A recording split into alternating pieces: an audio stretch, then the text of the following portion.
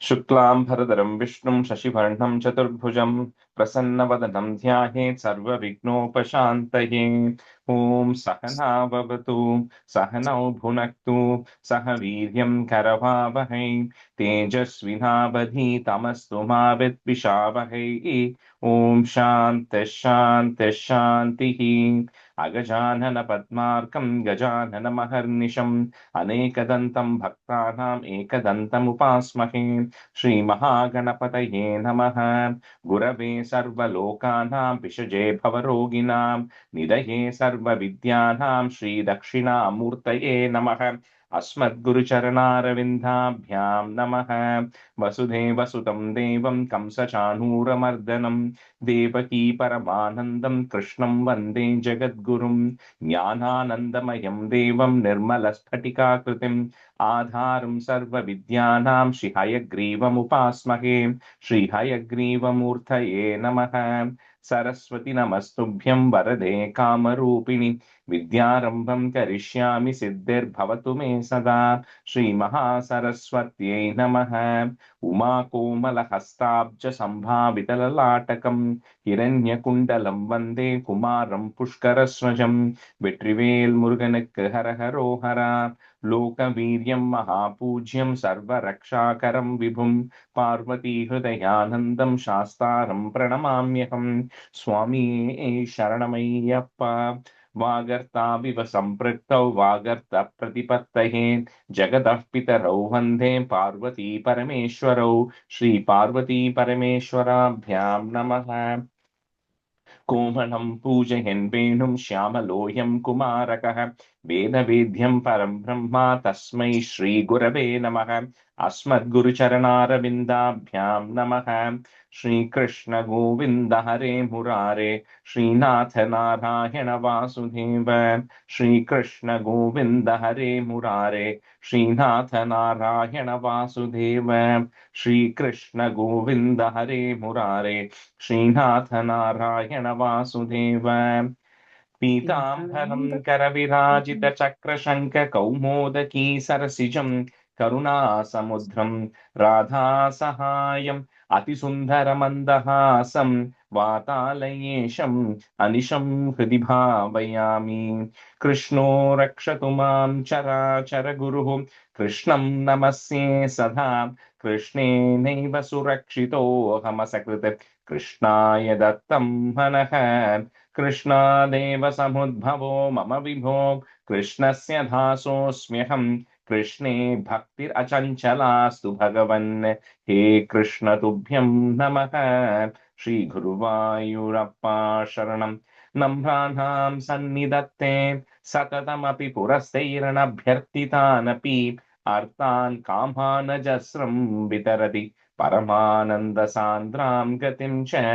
इत्थं निःशेषलभ्यो निरवधिकफलः पारिजातो हरे त्वं क्षुद्रं तं चक्रवाटी ध्रुवमभिलषति व्यर्थमर्त्यव्रजोऽयम्। श्रीगुरुवायूरप्पा शरणं श्रीभट्टपादम् अनिशं हृदि भावयामि। वंशीविभूषितकरात् नवनीरदाभात् पीताम्बरात् अरुणबिम्बफलादरोष्टात् पूर्णेन्दुसुन्दरमुखात् अरविन्दनेत्रात् कृष्णात् परं किमपि तत्त्वमहं न जाने। കൈരണ്ടും കൂപ്പി ഞാൻ വീണ്ടുമീറക്കുന്നു നിരജലോചന നിന്നോടായി. ഏതീനു മന്യനെ കുമ്പിടേണ്ടാത്തോരോ രീതിയിൽ നീ എന്നെ പാലിക്കുന്നായി. കൃഷ്ണ ഹരേ ജയ കൃഷ്ണ ഹരേ ജയ കൃഷ്ണ ഹരേ ജയ കൃഷ്ണ ഹരേ. Good morning, everyone. Okay, so we'll do a review of 96. Amutaji, can you do one half? Preeti, can you do one half? I didn't prepare this time. So Amutaji, you can do one half, and then let me see who else I had here. I can do half, first half. Yeah, you do first half, and anybody else want to do the second half, you can do it. Yeah, go ahead. I can do that, sir. If you Okay, go ahead, Lakshmi. Yeah. Okay. Dasakam 96, Bhagavat Vibhuti Varnanam cha. Tvam hi brahmaiva sakshat paramuru mahiman aksharanam akaraha taro mantreshu raknam manurasi munishu tvam pragurnaratopi prahlado danavanam pashushu cha surabhihi bakshinam vainadeyo नागानाम् अस्यनन्तः सुरसरिदपि च स्रोतसां विश्वमूर्ते ब्रह्मण्यानां बलिस्त्वं क्रतुषु च जभयज्ञोऽसि वीरेषु पार्थो भक्तानाम् उत्तवस्त्वं बलमसि बलिनां तामो तेजस्विनां त्वम् Dhama, Dhama धाम Tejas. धाम धाम तेजस्विनां त्वं नास्त्यन्तस्त्वत् विभुतेः विकसत् अधिशयं वस्तु सर्वं त्वमेव त्वं जीवस्त्वं प्रधानं यदिह भवत्रुते तन्न किञ्चित् प्रपञ्चे धर्मं वर्णाश्रमाणां श्रुति पदविहितं त्वत्परत्वेन भक्त्या कुर्वन्तोर्विरागे विकसति शनैकैः सन्ध्य जन्तो लपन्ते सत्ता स्फूर्तिप्रियत्वात्मकम् अखिल पदार्थेषु भिन्नेष्वभिन्नं निर्मूलं विश्वमूलं परममहमिति त्वद्विबोधं विशुद्धम् Second line, Yeah. first word. Kurvantontar virage. कुर्वन्तोऽन्तर्विरागे Yeah. ज्ञानं कर्मापि भक्तिस्त्रिदयमिह भवत्प्रापकं तत्र तावत् निर्विण्णानाम् अशेषविषय इह भवेत् ज्ञानयोगेऽधिकारः सक्तानां कर्मयोगः त्वयि हि विनिहितो येदुनात्यन्तसक्ताः नाप्यत्यन्तं विरक्ताः त्वयि च धृतरसा भक्तियोगो ह्यमीषाम् ज्ञानां द्वद्भक्तदां वा लघु सुकृतवशान् मर्त्यलोके लपन्ते तस्मात् तत्रैव जन्म स्पृहयति भगवन् नागको नारको वा आविष्टं मां तु दैवात् भवजलनिधि पोतायिते मर्त्यदेहे त्वं कृत्वा कर्णधारं गुरुम् अनुगुण वादयितस्तारयेताः This last word, Vatayitas. वातायितस्तारयेताः अव्यक्तं मार्गयन्तः श्रुतिभिरपि नयैः केवलज्ञानलुब्धाः क्लिश्यन्तेऽतीव सिद्धिं बहुतरजनुषामन्त एवाप्नुवन्ते दूरस्थः कर्मयोगोऽपि च परमफले नन्वयं भक्तियोगस्त्वामूलादेव हृद्यः त्वरितमयि भवत्प्रापको वर्धतां मे ज्ञानायैवाति यत्नं मुनिरपवदते ब्रह्मतत्त्वं तृशृण्वन् गाढं त्वत्पादभक्तिं शरणमयति यस्तस्य मुक्तिः कराग्रे त्वध्याने त्वध्यानेऽपीह तुल्या पुनरसुकरता चित्तचाञ्चल्यहेतोः अभ्यासादाशु शक्यं तदपि वशयितुं त्वत्कृपाचारुताभ्याम् Lakshmi ji, that second line, and similarly the sixth stanza also, where that visarga is coming and ka is coming later, right? Like muktihi karagre, that visarga is there. It is like a H sound that comes there. Muktih karagre.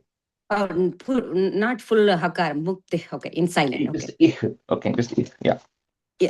If some H. H mukti. So just put a H in that, it will muktih karagre. Muktih karagre.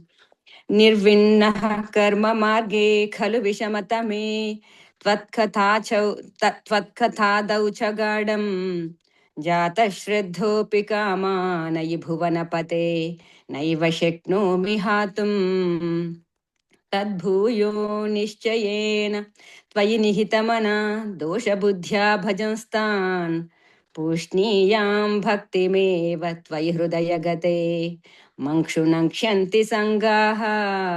Same thing, the first word here, nirvinnah karma yogo, karma marge. Hakaram is there, right? Nirvinnah. Yeah, nirvinnah. Yeah, that's what the H, because you said nirvinnaha. Hakaram not complete. Okay, H. Nirvinnah. Thank you. कश्चित् क्लेशार्जितार्थक्षय विमलमतिः नुद्यमानो जनौघैः प्रागेवं प्राह विप्रो न खलु मम जनः कालकर्मग्रहा वा चेतो मे दुःखहेतुः तदिह गुणघनं भावयत् सर्वकारी युक्त्वा शान्तो गतस्त्वां मम च कुरु विभो तादृशीं चित्तशान्तिम्. I think for you today, it's all about that visarga and ka coming later. So in the second line, because we put a comma there, we paused there, that visarga becomes full. So pragevam praha vipro na kalu mama janaha. Hakaram completely come out. Comes there. Yeah, only when you're saying it together, it is a I. Okay. Okay. Yeah, thank you, Father. I love pragurvashim pratyati vivashamanaah sevamanaschiram tam गाढं निर्विद्य भूयो युवति सुखमिदं क्षुद्रमेवेति गायन् त्वद्भक्तिं प्राप्य पूर्णः सुखतरमचरत् तद्वदुद्धूतसङ्गं भक्तोत्तं संक्रियामां पवनपुरपते अन्तमेरुन्धिरोगान्. श्रीकृष्णाय परब्रह्मणे नमः. Rajeshri, I have a quick question for for 8th verse.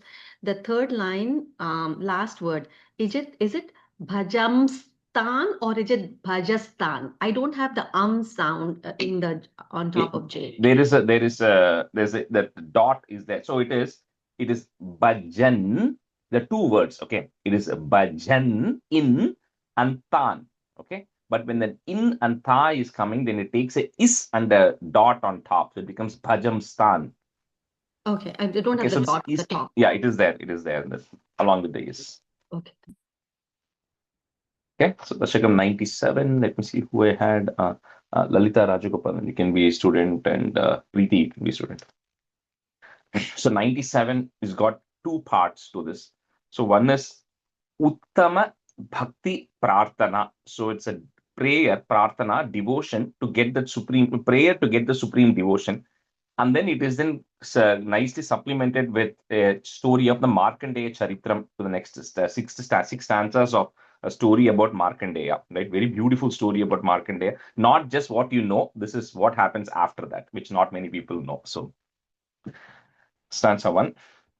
Traigunyad bhinna rupam bhavati hi bhuvane हीनमद्योत्तमं यत् ज्ञानं श्रद्धा च कर्ता वसतिरपि सुखं कर्म चाहार भेदाः त्वत्क्षेत्रत्वन्निषेभादितु यदिह पुनस्त्वत्परं तत्तु सर्वं प्राहुर्नैर्गुण्यनिष्ठं तदनुभजनतो मंक्षु सिद्धो भवेयम्. So he says everything that we deal with, in this world, like when we think of everything, I mean, how we think, how we are acting when on an everyday basis, including what we eat, right? It says it always has three variations at a minimum. One is which guna is primarily driving that thing. And for us, for 99%, most of us, we always have a combination of these gunas, right? So the sattva guna is where you are, calm, you're steady-minded, clear-minded, and then the rajas, which is very passion, desires, a little bit restlessness, wanting to act. Tamas, ignorance, and dull-minded, right? When you think of even the food you eat, So we have sattvic food, tamasic food and rajasic food, because the type of food you eat influences the mind, that how you are going to act after that, right? That's why they say the Parayanam, we do only sattvic food, because you don't want your mind to get restless or to become dull and ignorant about it. It is similarly, anything we do also on a daily basis, we are getting influenced by one or the other. We are never 100% sattvic, or neither are we 100% rajasic or tamasic. But he says the only things which are 100% sattvic are anything which is connected to you. So, by Bhagavan. So, if I'm going to a temple, if you're going to any temple, it's a pure rajasic state of mind. You are not going there in a very excited state, or your mind is not ignorant and dull at the time. It's all positive energy when you go. So similarly, you're visiting the temple, when you're doing your prayers, when you're doing your chanting, or when you're thinking about the Lord, any point in time, it is always rajasic, sattvic in nature. So he says this is the only way, that by constantly thinking about you or talking about you, I can get my mind also to always be in a sattvic frame of mind, right? So that's the first prayer here is, please bless me so that I'm always associated with things around you, which is us being around people who are always worshiping you, going to your temples, worshiping you, talking about you, chanting about you, because that is the only way I can keep my mind fully sattvic in nature. Otherwise, we're going to have all these distractions.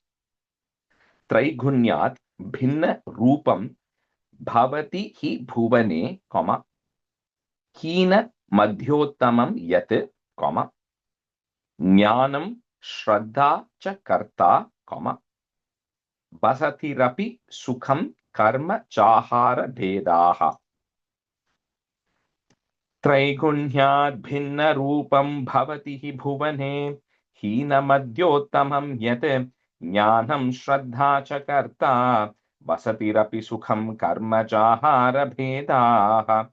Rajesh ji, in my book it says Vasati Ripi. It's Rapi or Ripi? Ama Vasati Rapi, because it's Vasatil Api, 2 words anga. So Vasati Rapi.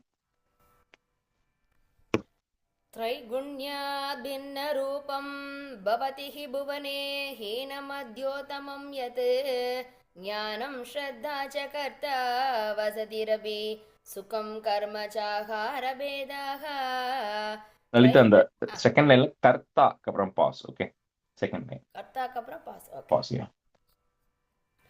त्रैगुण्याद् भिन्नरूपं भवति हि भुवने हीनमद्योतमं यद् ज्ञानं श्रद्धा च कर्ता वसतिरपि सुखं कर्म चाहारभेदाः. त्रैगुण्यात् भिन्नरूपं भवति हि भुवने हीनमद्योत्तमं यत् ज्ञानं श्रद्धा च कर्ता वसतिरपि सुखं कर्म चाहारभेदाः. त्रैगुण्यात् भिन्नरूपं भवति हि भुवने हीनमद्योत्तमं यत् ज्ञानं श्रद्धा च कर्ता वसतिरपि सुखं कर्म चाहारभेदाः. Tvat kshetra tvan nishevaditu, then a comma. Yadiha punas tvat param tattu sarvam, prahur nairgunya nishtham, tadanu bhajanato mankshu siddho bhaveyam. So with that, I'll attain siddhi. Siddhi here just means perfection. So that way I'll be perfect by constantly only thinking about you. Tvakshetratvanishevaditu yadiha punastvatparam tattu sarvam prahur nairgunyanishtham tadanu bhajanato mankshu siddho bhaveyam.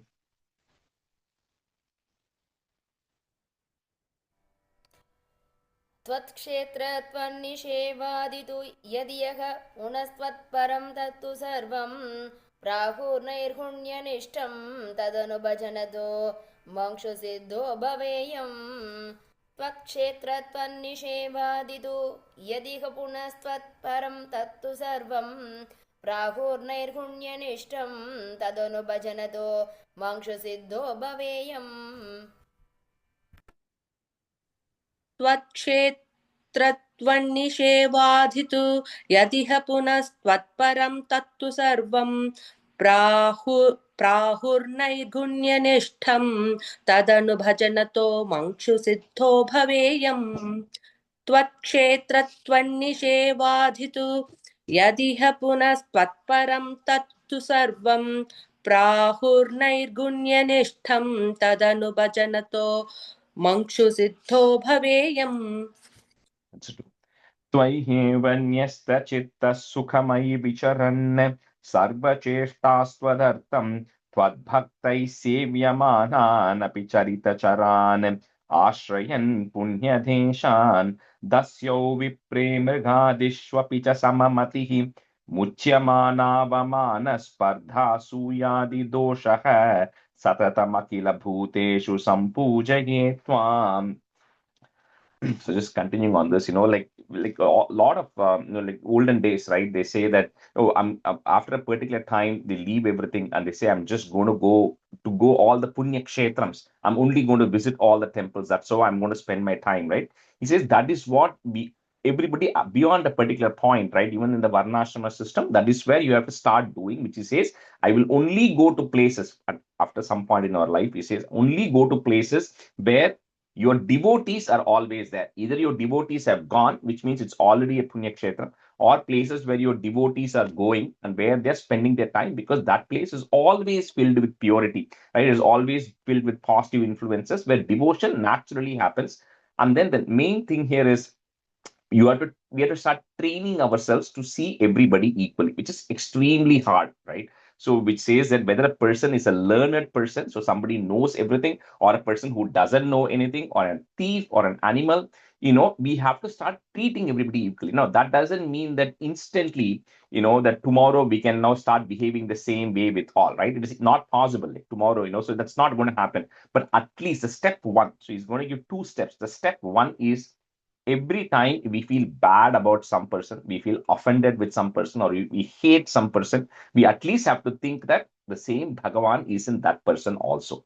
We cannot completely remove those feelings that we have today overnight, but the step one is just being conscious, right? That no matter what feeling you're having, that the same Bhagavan is there in that other person also. So by getting offended against somebody, you are ultimately getting offended against the same Bhagavan, right? It's the same thing that is there. So he says that is the first step that is actually there. So with this, the way I will get to that is Satatam Akhila Bhuteshu. With every single person that I'm actually seeing, I will always worship you in every single person. So beginning to worship you in every single person, I will not have those various levels of anger and hatred towards people.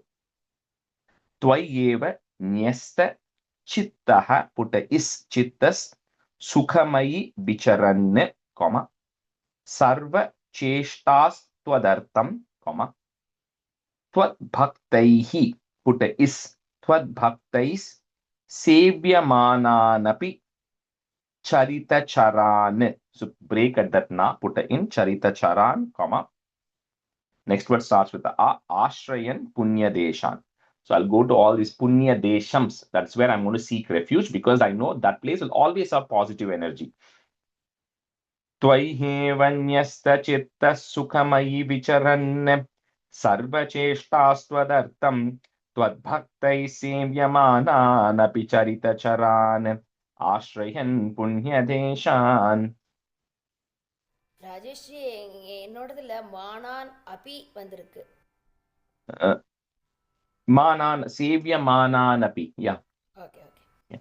त्वय्येव न्यस्तचित्तः सुखमयि विचरन् सर्वचेष्टास्त्वदर्थं त्वद्भक्तैः सेव्यमानानपि चरितचरान् आश्रयन् पुण्यदेशान्.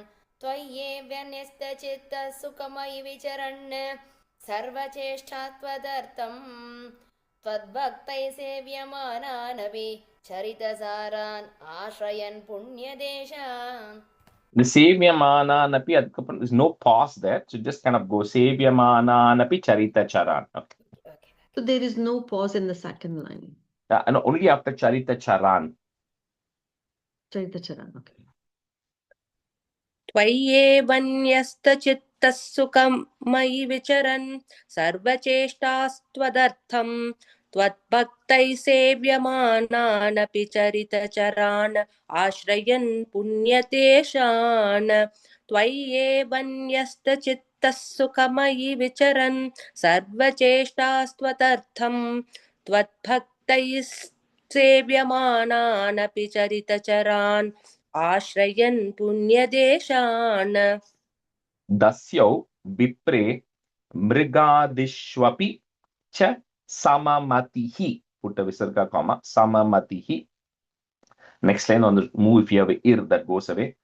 Muchyamanavamana, and then put a plus at the end of that line. Spardha suyadi doshaha, and then put a comma.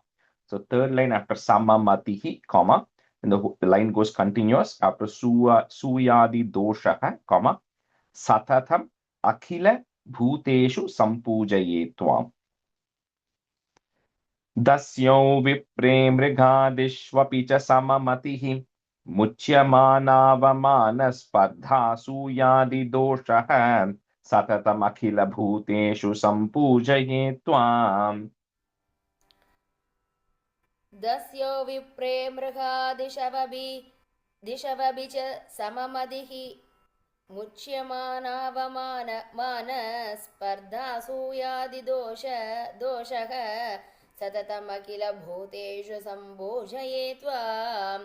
Third line, दस्यो Lalita. Mrigadishvapi. Dasyo vipre mrigadishvapi. मृदा वा मृगा वा Mrigadishvapi. मृगादिष्वपि. Okay. Yeah.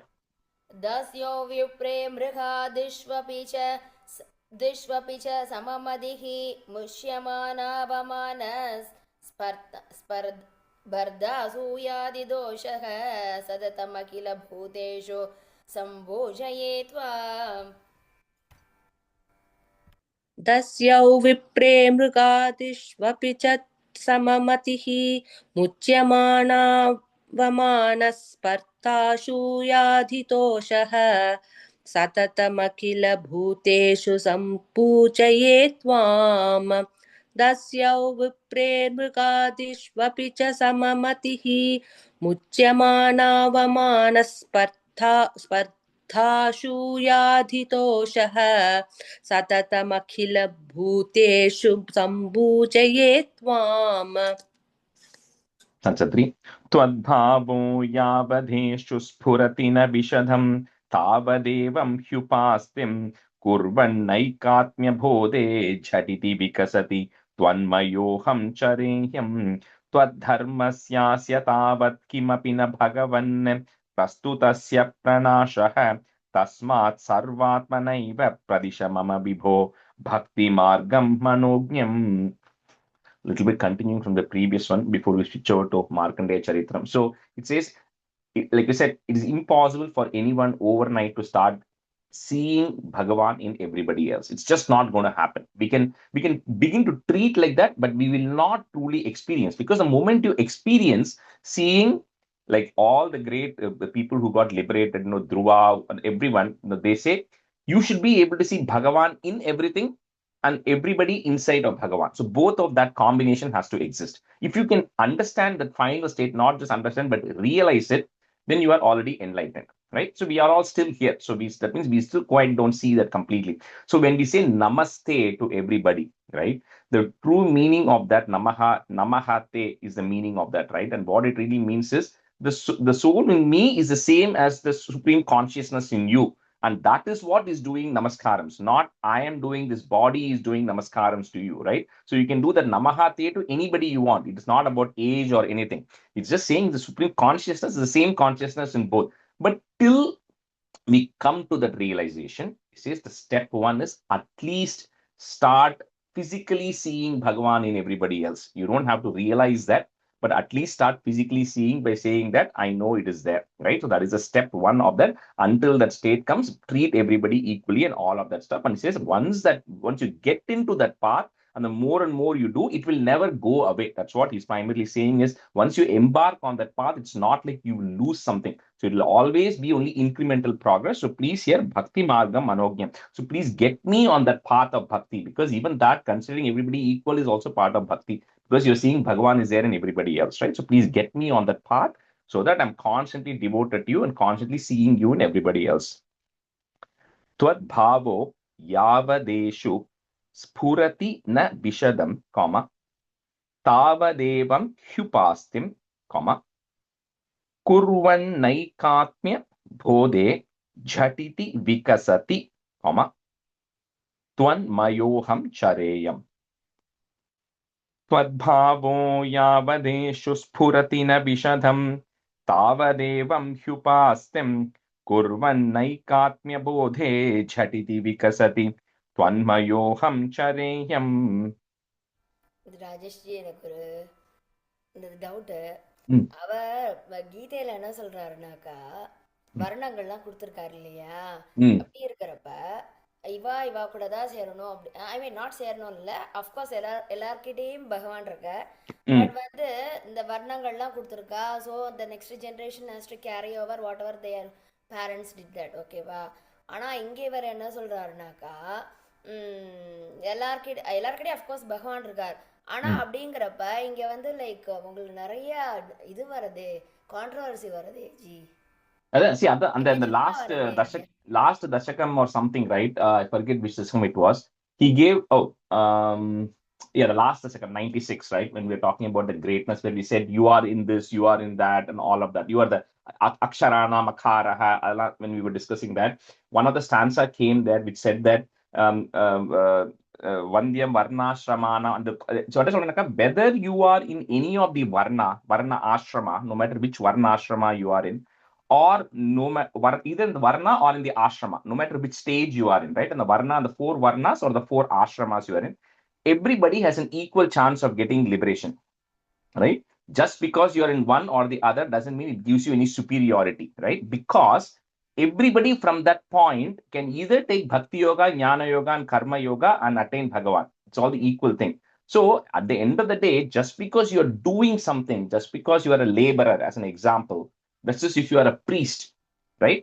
Both of them have an equal chance of getting liberation, assuming they do the right things. So somebody can be a priest. அது right, அது அவ வாழ்க்கை ஏத்த மாதிரி அது கொடுத்துருக்காரு. வந்து அவரும் அதையே சொல்றாரு, இது மாதிரி வந்து லாஸ்டா இருக்கிறவா அவளுக்கு சர்வீஸ் பண்ணாவே போதும், நீ என்னெல்லாம் வந்து சேவிக்கணுங்கிற அவசியம் கிடையாது, உனக்கு பக்தி உனக்கு தான் முதல்ல முக்தி எல்லாம் கொடுத்துருக்காரு. பட் இது என்னன்னாக்கா லைக் நாம how people treat each other. இப்ப அடுத்த வேலை ஆனா அதையும் அவர் சொல்றாரு பார்த்தீங்களா, ஒரு சாப்டர்ல சொல்றாரு லைக் வந்து அதாவது what ever the parents have followed it in their life, the generation has to keep to that next, I mean அவளுக்கு ட்ரான்ஸ்ஃபர் பண்ணணும். that is okay. அந்த குளத்துல இருக்கிற அந்த தர்மம் அழியாம இருக்கும், அது மெயினா முக்கியம் அப்படிங்கறாரோ. இல்ல அது ஓகே. சரி, நீங்க என்ன வேணா பண்ணிக்கலாம். நீங்க என்ன பண்றீங்கிறது, இப்ப நீங்க வந்து if your father is a priest or if your father is a farmer, right, that is okay, right? The main idea is, no matter what you are doing and no matter in which stage of life you are, you have to realize that everybody is the same. That is what the main point is. The same Bhagavan is in everybody. So the moment you're treating somebody as inferior or you're treating somebody as in a wrong way through hatred, you are not seeing Bhagavan in everybody. That's the only point. That's the key takeaway. நீங்க என்ன வேணா பண்ணிட்டு இருக்கலாம், எதுக்கு என்ன பண்ணிக்கலாம், but if you don't see the same Bhagavan in everybody, that means you're missing the point. That is the main takeaway, So I think which is the hard thing to do for us anyways, So Brahmana and Chandala is equal. We have to follow. You have to follow, because each one is just doing different. It's equal. ஆனாக்கா எனக்கு அதுல பயங்கர டவுட்டா இருக்கும். See, இப்ப first இப்ப நான் போய் இப்ப நான் வந்து accountant, I cannot be if நான் போய் ஆபரேஷன் பண்றேன், நானும் ஈக்குவல்னாக்கா அப்படி அது we cannot do that, right? அதே மாதிரி தான் இப்ப போயிட்டு என்ன வந்து வயல்ல ஃபார்ம்ல உட்கார சொன்னா நான் அப்படியே விழுந்துருவேன், அவ்வளவுதான். என்னால கூட தாக்கு பிடிக்க முடியாது. You don't have to, right? You don't have to. கிடையாது. Yeah, because எனக்கு அது ரொம்ப எனக்கு இல்ல. I think you're mixing 2 different topics. Separata, we'll have 2 different topics. According to your gunas, you are going to do things, and it's primarily driven by the gunas. That's what matters. And you can do what you want according to your gunas. But that doesn't mean you cannot see Bhagavan in everybody. Those are two different things, right? So, okay, sorry. எங்க விட்டோம் நம்ம? இல்ல first இது complete பண்ணிட்டே இல்லைங்க. Yeah, அதுதான் Tvad Dharmasya. Okay, நான் okay, சொன்னேன். Yeah. okay. त्वद्भावो यावदेषु स्फुरति न विशदं तावदेवं ह्युपास्तिं कुर्वन्नैकात्म्यबोधे झटिति विकसति त्वन्मयोऽहं चरेयं त्वद्भावो यावदेषु स्फुरति न विशदं तावदेवं ह्युपास्तिं कुर्वन्नैकात्म्यबोधे झटिति विकसति त्वन्मयोऽहं चरेयम्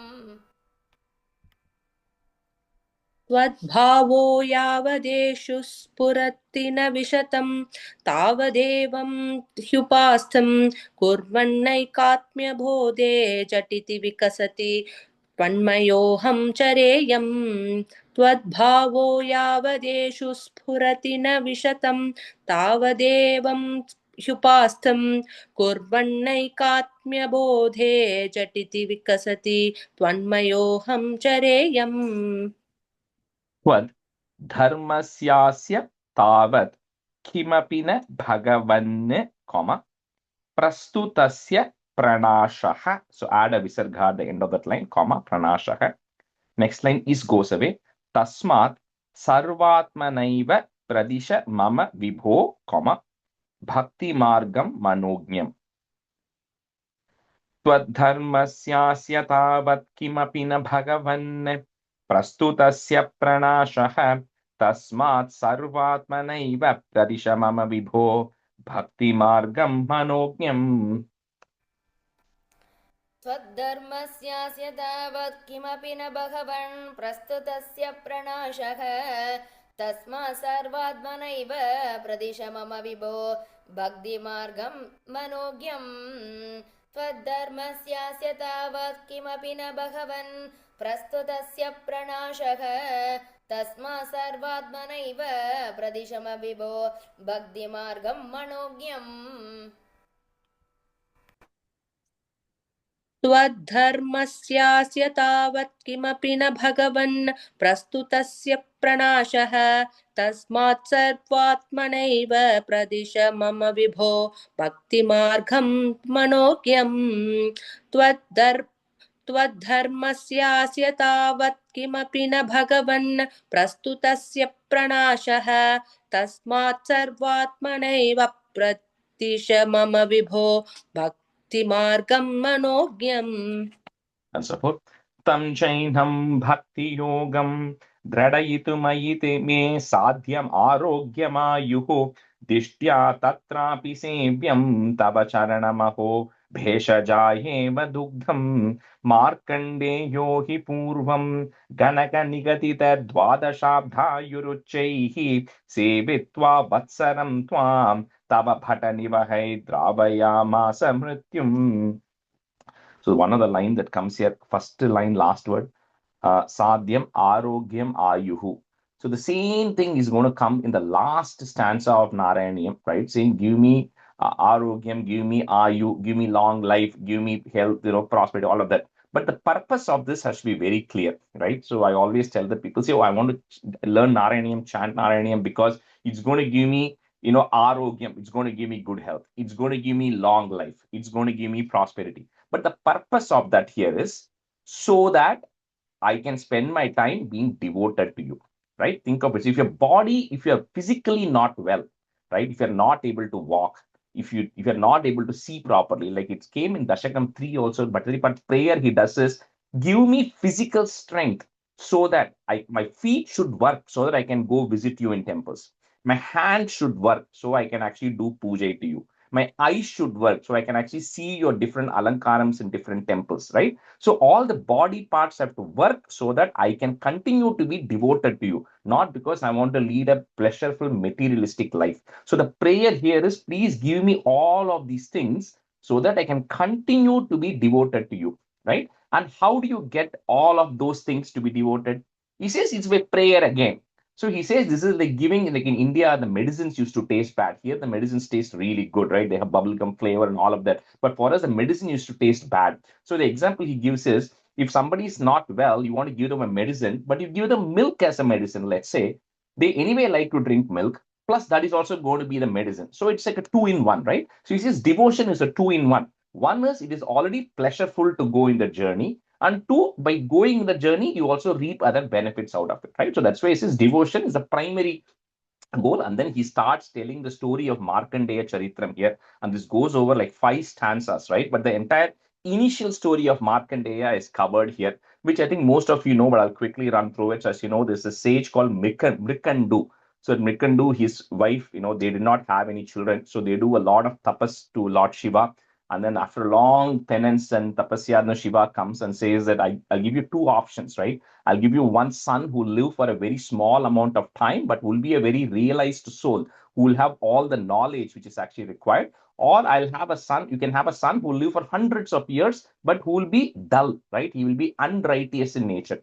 So Mrikandu and his wife had absolutely no doubt. They said, we'll just take the son who lives for a short amount of time. So this person, his name is called Markandeya because he's born to Mrikandu. So he's a son of Mrikandu, so Markandeya. So that Markandeya, at a very young age, he mastered all the Vedas and everything. And he already started showing that character, of a person who's actually well, renounced, right?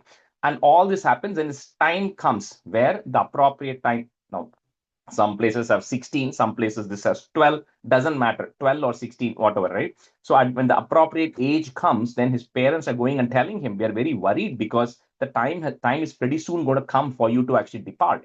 So they tell him that story. So he says, don't worry, let it be, right? He continues with his devotion. So when the appropriate time of death comes and his soul is about to leave, he's still embracing the Shivalingam, right? So at that time, what happens is when Yama, they say throw the news, nobody's physically going to put a rope around anybody's neck, right? It is just a pull that your soul experiences to leave the body.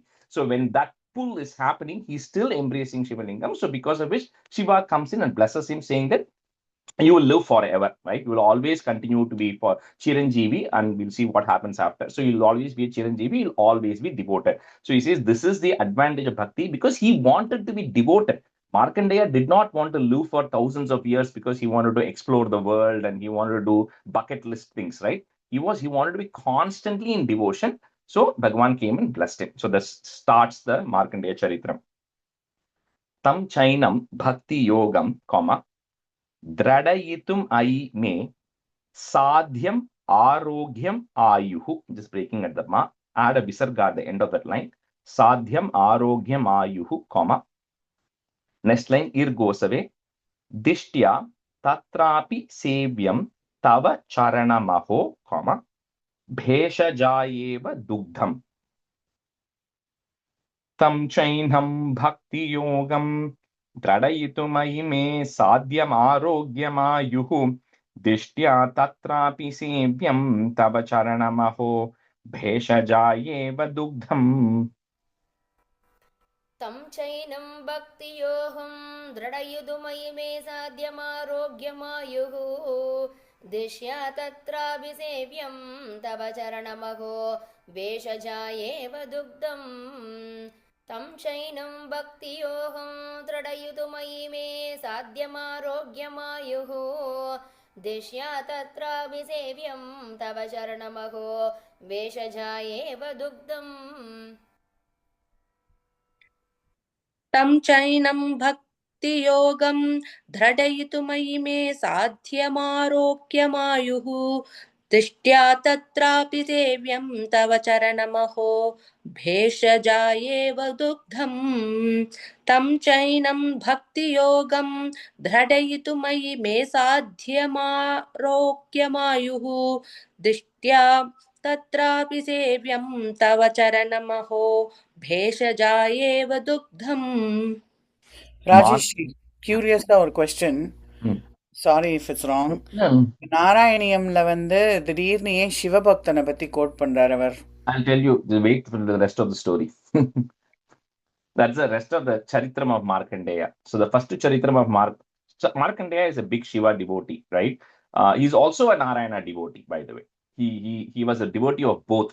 So the second story, we'll see what happens to Markandeya. That's why I said everybody knows this Charitram up to this point. Markandeya lives forever, but nobody knows what happened to Markandeya after, right? Which is the rest of the chapter. So Markandeyo hi purvam, comma, Ganaka nigadita dvadashabdhayuruchaihi. That's one word. Dvadashabdhayuruchaihi, comma, Sevitva vatsaram tvam, comma, Tava bhata nivahair dravayamasa mrityum.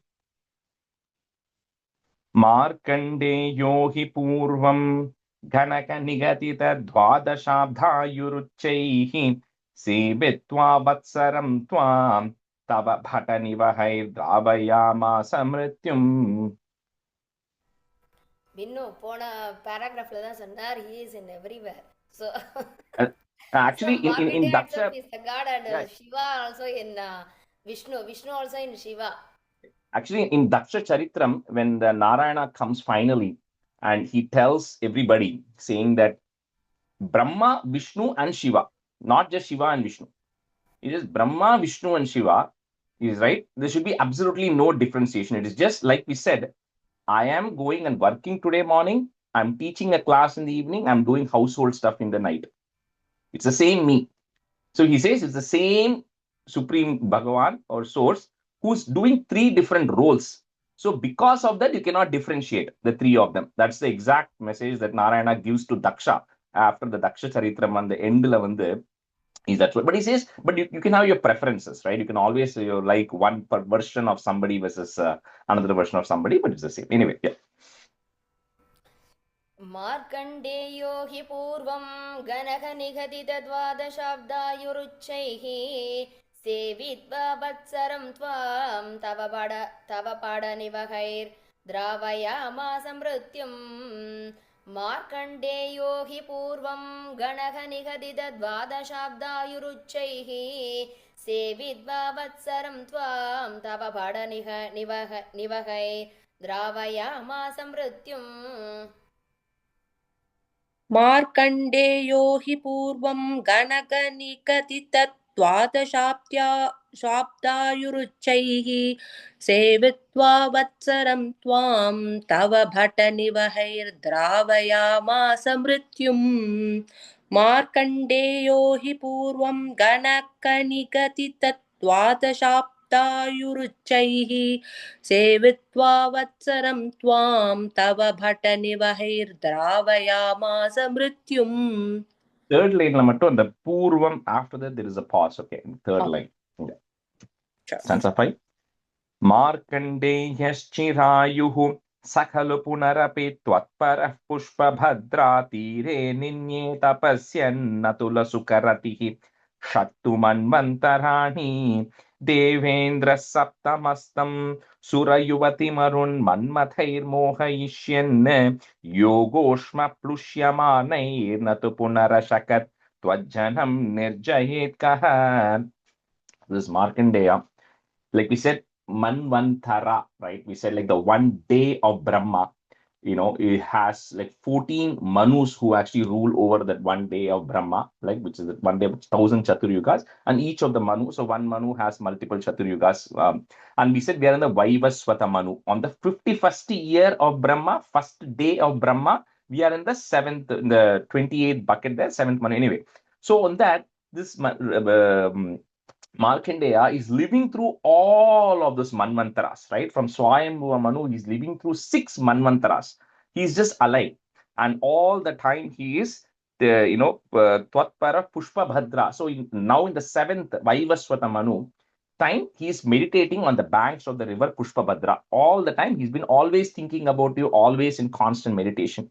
So when this current Manu is going on, like we said, every time Manu comes, the roles Indra changes, Agni changes, Varuna changes, because those are all just titles, right? The people who take those roles change.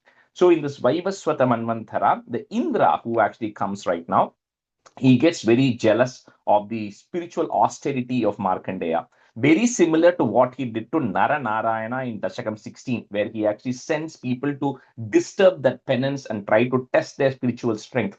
So similarly here, he actually sends some people to disturb Markandeya's penance, because he's getting worried that Markandeya would take over his role. So, but it says very similar to Narayanayana, when they come, absolutely Markandeya is not even affected by any of the distractions that they are actually providing. But on the other hand, very similar to what Shiva did to Kamadeva or anything, is that the yogic power of Markandeya was so powerful that the people who actually came to disturb his meditation entire got burned because of the yogic power, because the heat coming out of him, they could not resist it, and then they actually got burnt and they had to disappear. So with this, then Markandeya is continuing his prayers, right? The story is going to continue, but so with that, he's been just constantly in meditation, constantly in devotion through all the manvantaras, and right now we are in the 7th manvantara, Vaivasvata manvantara, where it's going on. Markandeyash chirayuhu, sa khalu punarapi twatparaha, put a F, twatparaf, pushpabhadra, put a plus, tire ninye tapasyannatula sukharatihi, then a comma. So first line after Markandeyas chirayuhu, comma, and the whole second thing, whole line together after sukharatihi, comma, shat tu manvantarani. Markandeyas chirayuhu sakhalu punarapi twatparah pushpabhadra tire ninye tapasyannatula sukharatihi shat tu manvantarani. Markandeyachiráyugo sakalu punarapi tvatpara pushpapatradhire ninneta basyan natula sukaratihi shattu manvantarani. Markandeyachiráyugo sakalu punarapi tvatpari pushpapatradhire ninneta basyan natula sukaratihi shattu manvantarani. मार्कण्डेयश्चिरायुः सकलु पुनरपि त्वत्परः पुष्पपद्भद्रा तीरे निन्ये तपस्यन्नतुलसुखरतिः षट्तु मन्वन्तराणि मार्कण्डेयश्चिरायुः सकलु पुनरपि त्वत्परः पुष्पभद्रा तीरे निन्ये तपस्यन्नतुलसुखरतिः षट्तु मन्वन्तराणि. Switch halfway. Padmaja Ramesh, you can be a student, and Minu, you can be a student. Devendraha, put a is Devendras Saptamastam, comma, Sura Yuvati Marun Manmathair Mohayishyanne, comma, Yogoshma Plushyamanair Natu Punarashakat. So you'll have a double it there. Punarashakat, comma, Twaj Janam Nirjayet Kaha. Devendra Saptamastam Surayuvati Marun Manmathair Mohayishyanne Yogoshma Plushyamanair Natu Punarashakat Twaj Janam Nirjayet Kaha. Devendra सप्तमस्तं सुरयुवति मरुन् मन्मथैर्मोहयिष्यन् योगोष्मप्लुष्यमाणैर्नतु पुनरशकत् त्वज्जनं निर्जयेत् कः. देवेन्द्र सप्तमस्तं सुरयुवति मरुन् मन्मथैर्मोहयिष्यन् योगोष्मप्लुष्यमाणैर्नतु पुनरशकत् त्वज्जनं निर्जयेत् कः. देवेन्द्र सप्तमस्तं सुरयुवतिमरुन् मन्मथैर्मोहयिष्यन् योगोष्मप्लुष्यमाणैर्न तु पुनरशकत् त्वज्जनं निर्जयेत् कः. देवेन्द्र सप्तमस्तं सुरयुवतिमरुन् मन्मथैर्मोहयिष्यन् योगोष्मप्लुष्यमाणैर्न तु पुनरशकत् त्वज्जनं निर्जयेत् कः. 6. प्रीत्या नारायणाख्यस्त्वमत नरसकः प्राप्तवानस्य पार्श्वं तुष्ट्या तोष्टूयमानः स तु विविधवरैर्लोभितो नानुमेने द्रष्टुं मायां त्वदीयां किल पुनरवृणोद्भक्तितृप्तान्तरात्मा माया दुःखानभिज्ञस्तदपि मृगयते नूनम् आश्चर्यहेतोः. So Indra then realizes the strength of Markandeya, very similar to what he did for Nara and Narayana. And then, that he's just very strong, yogically powerful. So at that time, to bless Markandeya, two beings come, Nara and Narayana, who, like we said in Dasakam 16, that they are also permanently there in the Badarikashrama, in that region, they are always there. So they actually end up coming to visit Markandeya in his ashramam, which is on the banks of the river Pushpabhadra. So one of them, Nara is white in complexion. Narayana is black in complexion. Both of them have the four Chaturbhujam. They look exactly the same. They have, of course, they're great rishis. They have very good control of their mind, senses, and everything. And they are also extremely powerful, right, from a yogic perspective. And they both come in front of Markandeya and say that, they're just so satisfied with you. The tapas that you are doing, you are permanently celibate, right? You have control over your mind, your senses, you're always in meditation. We want to give you some boon. So what boon do you want? They ask Markandeya. No, Markandeya already has full life. He has unlimited life. So he doesn't have to ask for more life, right? Now, one thing he asks out of curiosity, right? He says, I've already seen you, Nara and Narayana. So you're the representation of Narayana anyways. I've already seen you. But he says, he's a realized person. Markandeya is already realized. He is enlightened, right? But he says, but I'm always curious how people get stuck in this illusion of Maya. How is that even possible, right? Because what is the illusion of Maya is us thinking I am the body and everything is mine. That is the number one illusion we all have. He says, how do people get even stuck in that illusion? How is that Maya so powerful? So he says, I want to experience that, because he doesn't experience Maya. He's already in a liberated state, right? So he's not involved in anything. He has control over his mind. So he has a curiosity saying, I want to experience what this illusion is that everybody keeps talking about, that the entire world is actually getting stuck into. So I want to also get an opportunity to realize that. So Narayana say, so be it. You will get an opportunity to experience what Maya is, what illusion is. Right now, you are beyond all of that, but you want to experience it, so be it. So that's what they give him as a blessing. That's the boon that Markandeya actually asks them. One quick question, Rajeshi.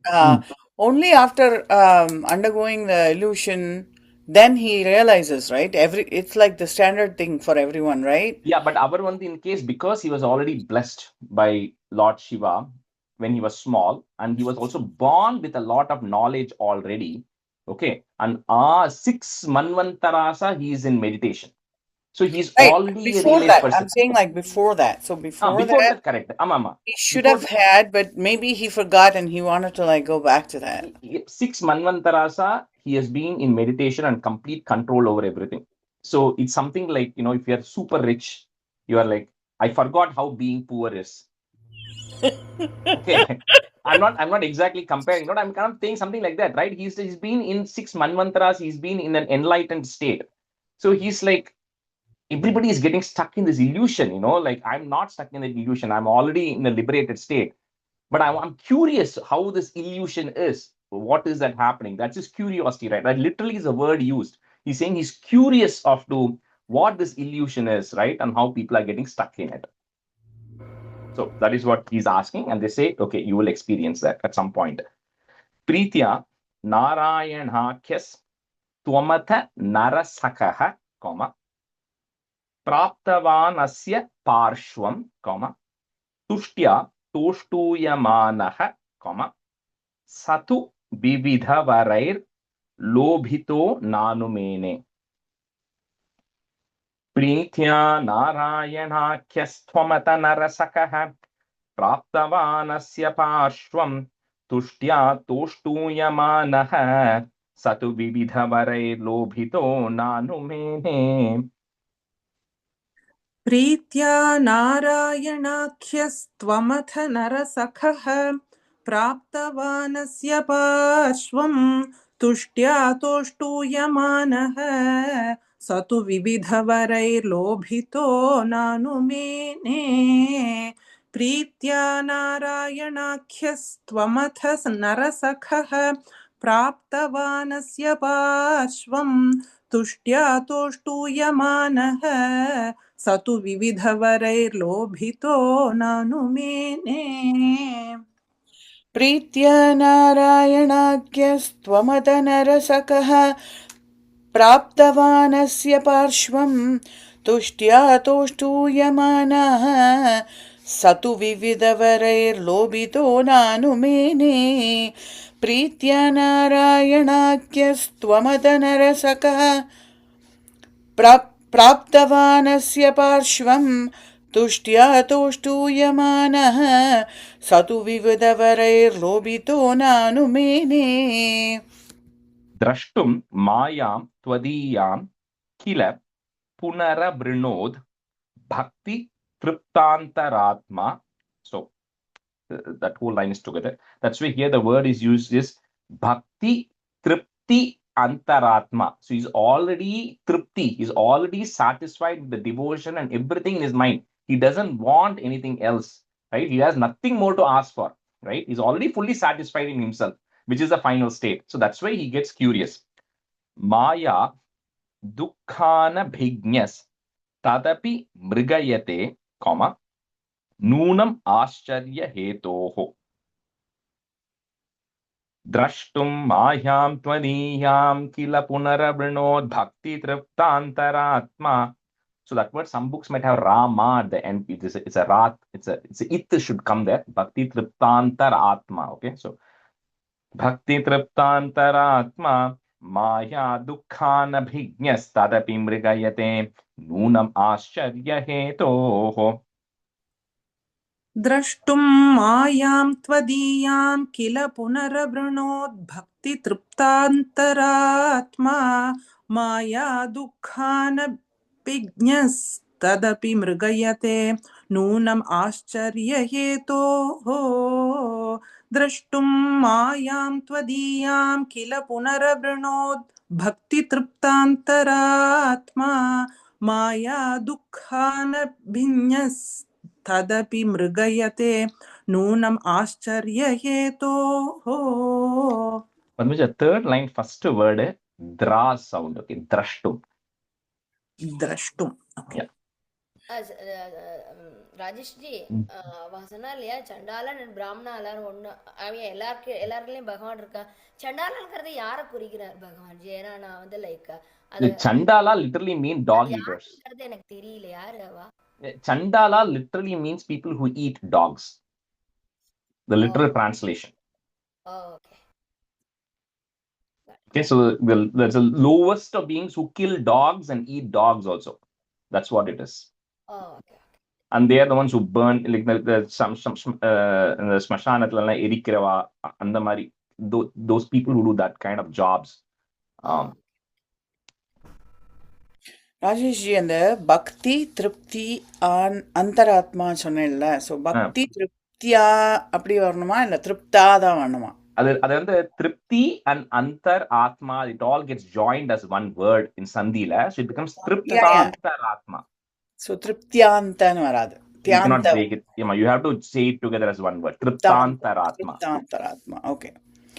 द्रष्टुं मायां त्वदीयां किल पुनरवृणोत् भक्ति तृप्तान्तरात्मा माया दुःखानभिज्ञस्तदपि मृगयते नूनमाश्चर्यहेतोः द्रष्टुं मायां त्वदीयां किल पुनरवृणोत् भक्ति तृप्तान्तरात्मा माया दुःखानभिज्ञस्तदपि मृगयते नूनमाश्चर्यहेतोः हेतोः sorry हेतोः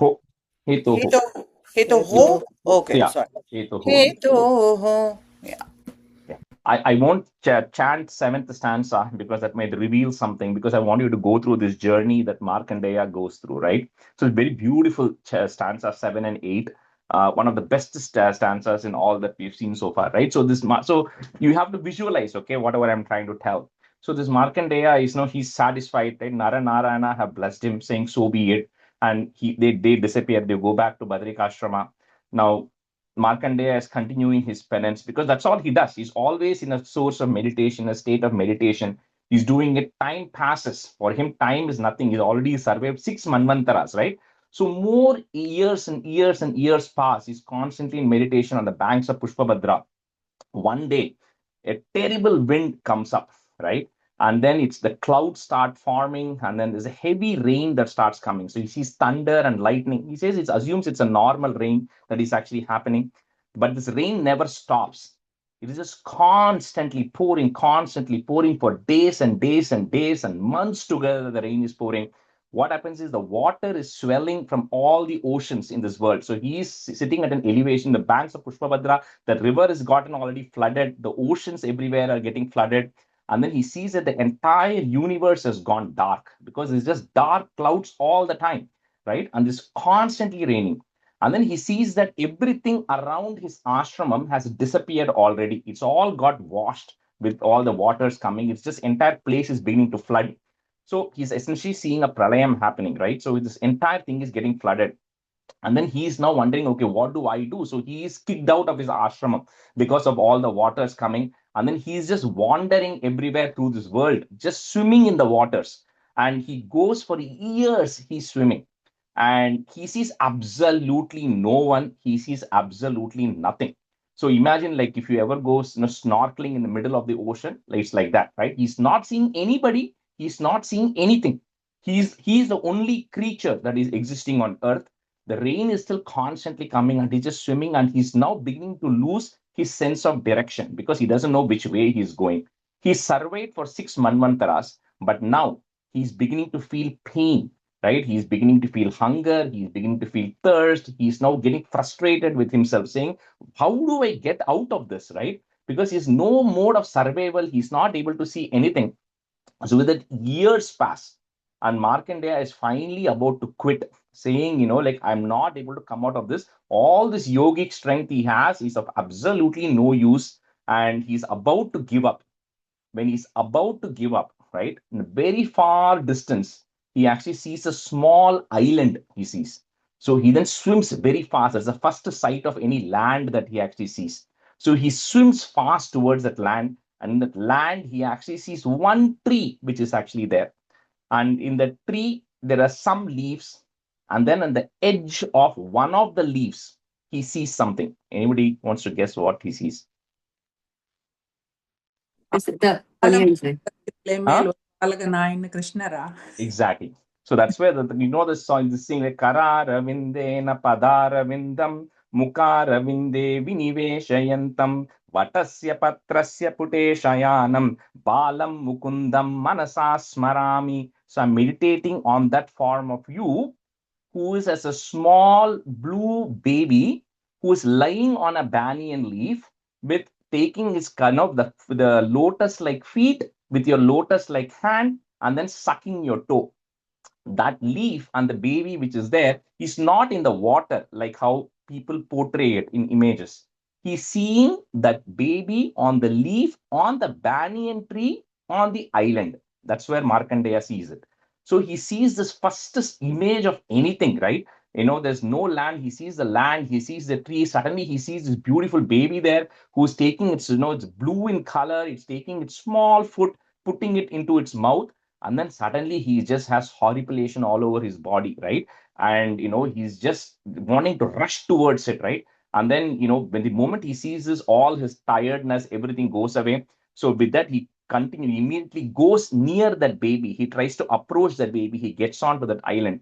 That baby inhales. When the baby is taking its inhalation, right? When the baby inhales, suddenly Markandeya is getting sucked into the nostril of the baby. And then he's going inside the baby, like as if he's a mosquito. Like when we inhale the mosquito, we are like so small, right? So he's getting inhaled into that nostril of the baby. He goes inside the baby. And when he goes inside the baby, he sees the entire universe, like how Yashoda saw. He's seeing all the worlds, he's seeing the water, he's seeing mountains and rivers and trees and everything he's actually seeing.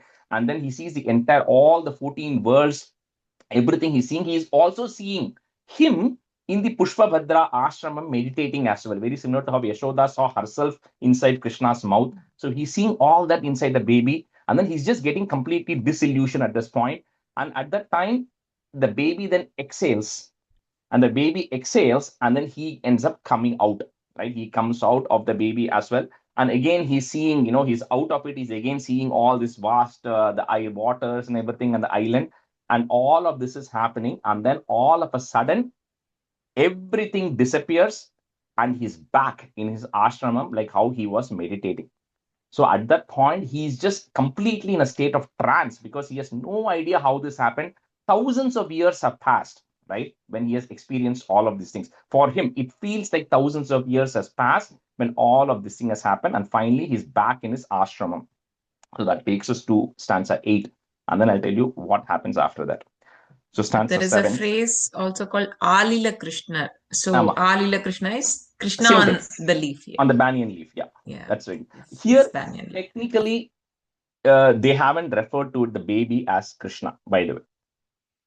Okay, it is just said it is a small baby who's dark blue in color, who's like this. So, other than natural inferences that it is Krishna, but they haven't used the word, and you'll see the description when it is actually there. It just says, but the natural interpretation of that is that it is Krishna in that form, in the blue color form, in the baby form that he's actually seeing, putting his feet in. Okay?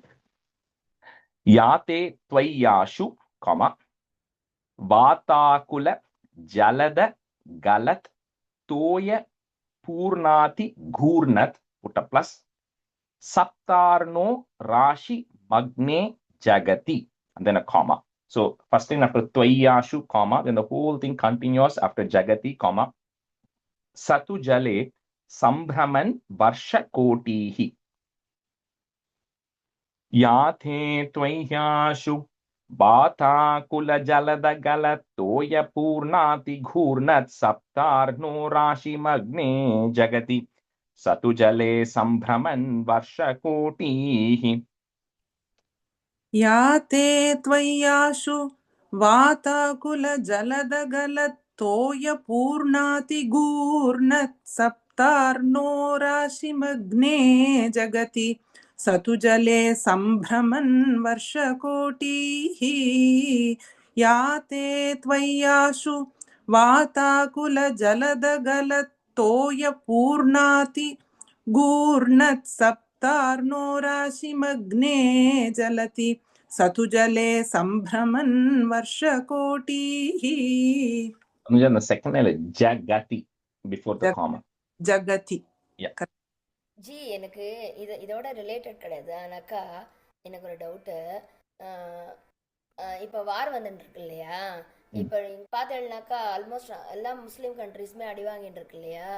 So எனக்கு என்ன தோன்றதுன்னா, like அவள்லாம் மாடு சாப்பிடுவா இல்லையா? அவள்லாம் மாடு சாப்பிடுவாளோ? ஆமா. But because of that கிருஷ்ணாக்கு ரொம்ப கோவம் வந்து அந்த மாதிரி ஒருத்தர் பண்ணிக்கோங்கிற மாதிரி அவர் பண்றாரா அந்த கோவத்துல அப்படிங்கிற. Whatever happens is too complicated to even for any incident that happens in this world. This whole karmic connections are too complicated for us to even understand. That நம்ம வந்து அண்டர்ஸ்டாண்ட் பண்ணவே முடியாது. ஏன் why something is happeningங்கிறத அண்டர்ஸ்டாண்டே பண்ண முடியாது. நம்மளுக்கே என்ன ஆகுதுங்கிறது we cannot understand. Decipher why. But இந்த இதுன்னு பார்த்தாக்கா அவளுக்குள்ளேயே நிறைய பேர் அப்படி எக்கச்சக்கமா அந்த இடத்துலயே நிறைய நடக்கிறது இல்லையா?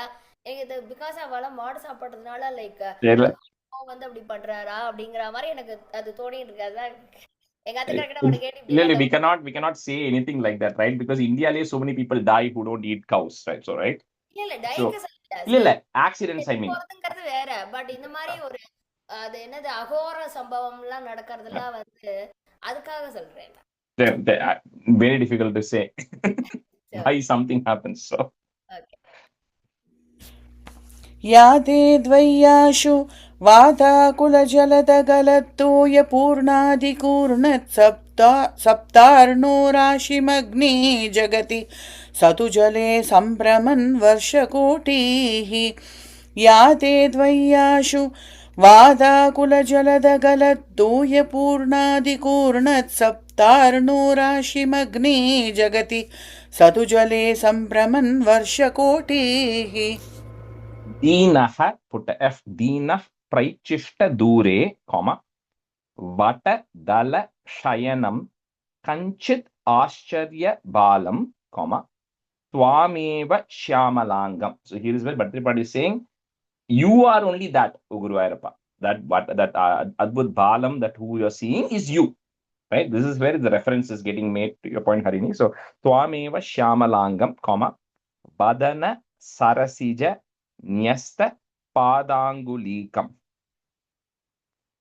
Deenah Praichishta Dhure Vatadhala Shayanam Kanchidashcharya Bhalam Tvameva Shyamalangam Vadana Sarasijanyasta Padangulikam. दीनः प्रैक्षिष्टदूरे वटदलशयनं कञ्चित् आश्चर्यबालं त्वामेव श्यामलाङ्गं वदनसरसिजन्यस्तपादाङ्गुलीकम् दीनः प्रैक्षिष्टदूरे वटदलशयनं कञ्चित् आश्चर्यबालं त्वामेव श्यामलाङ्गं वदनसरसिजन्यस्तपादाङ्गुलीकम् दीनः प्रैक्षिष्टदूरे वटधलशयनं कञ्चिदाश्चर्यबालं त्वामेव श्यामलाङ्गं वदनसरसिजन्यस्तपादाङ्गुलीकम् दीनः प्रैक्षिष्टदूरे वटधलशयनं कञ्चित् आश्चर्यबालं त्वामेव श्यामलाङ्गं वदनसरसिजन्यस्तपादाङ्गुलीकम् Drishtva Tvam Prishta Roma Tvaritam Upagatah, comma, Sprashtu Kamo Munindraha, comma, Swasenantar Nivishtaha, comma, Punariha Sakalam Drishtavan Vishta Paugam. Like you say, when he saw that baby, like first of all, he's been swimming in nothingness for years and years. So seeing anything is like a blessing. Plus, when he saw this small baby, he just got Krishna Roma. He got horripilation. He got so excited. He got horripilation all over his body that he wanted to go hug that baby. Right? That was the feeling he got when he actually saw that, because of the state of bliss that he was experiencing. Drishtva Tvam Hrishtahoma Tvaritamupagataha Sprashtu Kamo Munindraha Swasenantarnivishtaha Punariha Sakalam Drishtavan Vishtapaugham.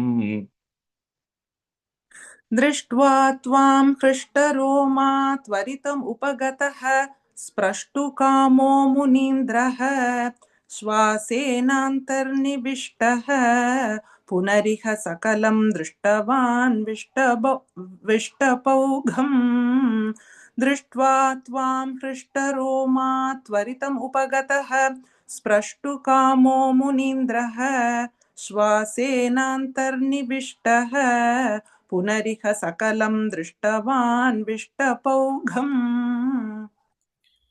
दृष्ट्वा त्वां हृष्टरोमा त्वरितमुपगतः स्प्रष्टुकामो मुनीन्द्रः श्वासेनान्तर्निविष्टः पुनरिह सकलं दृष्टवान् विष्टपौघम् दृष्ट्वा त्वां हृष्टरोमा त्वरितमुपगतः स्प्रष्टुकामो मुनीन्द्रः श्वासेनान्तर्निविष्टः पुनरिह सकलं दृष्टवान् विष्टपौघम् Bhuyopi Shwasa Vatair Bahiranupatito, comma, Vikshitas Tvat Katakshahi. Add a visarga at the end of it. Katakshahi, comma. Next line, the ir goes away. Modat Ashleshtu Kamas Twayi Pihita Tanau Swashrame Pragvadasit. So with that, finally, Swa Ashrame. After all, then suddenly all of this thing disappears, and then he comes back to his own ashramam from where he was meditating originally. Bhuyopeshwasavatai bahiranupatito vikshitastvat kathakshaihi मोदात् आश्लेष्टु कामस्त्वयि पिहिततनौ स्वाश्रमे प्राग्वदासीत् भूयोऽपि श्वासवातैर्बहिरनुपतितो वीक्षितस्त्वत्कटाक्षैः मोदात् आश्लेष्टुकामस्त्वयि पिहिततनौ स्वाश्रमे प्राग्वदासीत् भूयोऽपि श्वासवातैर्बहिरनुपतितो वीक्षितस्त्वत्कटाक्षैः मोदात् आश्लेष्टुकामस्त्वयि पिहिततनौ स्वाश्रमे प्राग्वदासीत् भूयोऽभिश्वासवादैर्बहिरनुबदितो वीक्षितस्त्वत्कटाक्षैः मोदात् आश्लेष्टुकामस्त्वयि विहिततनौ स्वाश्रमे प्राग्वदासीत् भूयोऽपि श्वासवादैर्बहिरनुबदितो वीक्षितस्त्वत्कटाक्षैः मोदात् आश्लेष्टुकामस्त्वयि विहिततनौ श्वाश्रमे प्राग्वदासीत् गौर्या सार्धं तदग्रे पुरभिदत गतः त्वत्प्रियप्रेक्षणार्ति सिद्धान् एवास्य दत्त्वा स्वयमयमजरां मृत्युताधीन् गतोऽभूत् एवं त्वत्सेवयैव स्मर रिपुरपि स प्रीयते येन तस्मात् मूर्तित्रयात्मकस्त्वं ननु सकलनियन्तेति सुव्यक्तमासीत्. So after having undergone that experience, Markandeya is in a it's in trance. He cannot believe what he went through after all these years. So he's now back in his ashram. He's still stuck there. At that time, Shiva and Parvati come to meet Markandeya there to his ashrama. They're coming, and then he's still not able to come out of the trance. So it talked about how Shiva had to go into his mind and then kind of wake him up because he's just stuck in that, he's just kind of in a state of shock, right? So then he comes back to reality, and then he cannot believe what he saw. So Shiva tells, you wanted to see how this Maya works, right? How this illusion works, right? He says, you felt all that pain for so many years. You felt like you were alone. You saw water everywhere. You felt that hunger. You felt that pain and all of that. He says, none of that actually happened. It was all what your mind actually experienced, and you now are thinking it is real, and you're not able to come out of it. He says that is so. So while all of this you felt actually happened, but it was just your mind undergoing that experience of actually feeling that pain, actually feeling that water, actually seeing a small baby and then getting sucked into it. All of that was what you actually experienced. He says that is how powerful this Maya can be. Right? So for somebody who's as great as Markandeya, who's been meditating for 6 manvantaras, if he can get easily snapped into this Maya, for us, nothing. It's very easy for us to forget that we cannot even come out of the fact that something is not ours, right? That is that it's very difficult for us to let that go, right? We can say all these things, people can preach, including me, we can all preach saying that don't get attached, don't do this, but it's so hard to forget that and to come out of it, right? He says that is an illusion that everybody is actually stuck in. We are at a very low level of illusion. Markandeya was at the highest level of illusion where he experienced all of that. So that's what then Shiva Parvati come and tell him. So none of this it was kind of fake, right? None of this actually happened. And then they say, again, because all these, anytime these gods come, they say, what do you want, right? What blessing do you want? So Markandeya just says here, Tvatsevayeva. So he says, all I want is, I want constant meditation and devotion to Bhagavan. That is the only thing I want, and absolutely nothing else. So then they bless him, and Shiva Parvati then go.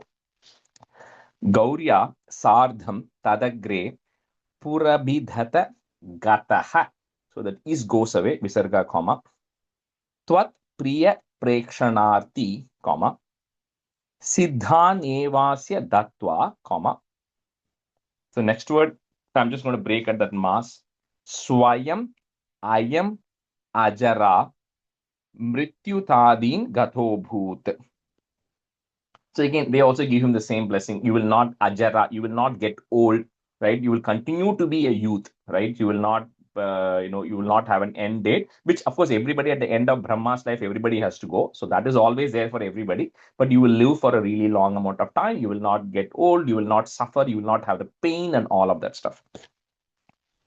Gaurhya sardham tadagre purabidhata gatah त्वत्प्रिय प्रेक्षणार्थी सिद्धान एवास्य दत्वा स्वयं अयम अजरा मृत्युतादीन गतो भूत. गौर्या सार्धं तदग्रे पुनरभिदथ गतः त्वत्प्रियप्रेक्षणार्थी सिद्धान्येवास्य दत्त्वा स्वयमयम् अजरा मृत्युतादीन् गतो भूत्. Padmaja, on the first line, Purabhidata. Purabhidata. Yeah. गौर्या सार्धं तदग्रे पुरभिदथ गतः त्वत्प्रियप्रेक्षणार्थी सिद्धान् एवास्य दत्त्वा स्वयम् अयम् अजरा मृत्युतादीन् गतो भूत्. गौर्या सार्धं तदग्रे पुनरभिदत